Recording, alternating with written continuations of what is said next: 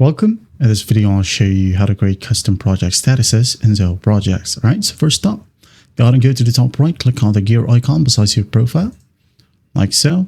Now in the left panel, we have here customization. Click on it. And once done, let's go ahead over to projects right here, under layouts and fields. Okay. If you want to do it on task, you can go ahead and do so.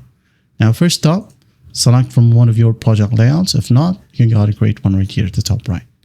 Okay. Click on create layout, give it a name, for example, B.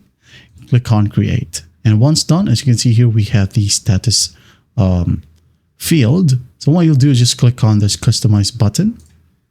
And then here we have the available project statuses or default statuses. Okay. If you want to add in status or custom status, just click on the plus sign right here at the very bottom. Okay, and give it a name. Sample status. Once that's done, just click on apply changes. Okay. Customize it again. Give it a color. Like so. Apply.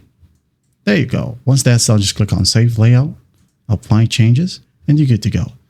And again, for tasks or issues right here, maybe under this project, we have here status and workflow. Customize right here. Add in a new status. Sample status. Select the color. Once done, enter a workflow. Is it open, in progress, or all? Okay. Hit on done. Apply changes. There you go. Save layout. And you're good to go. Well, I hope this video helps, and I'll see you in the next one.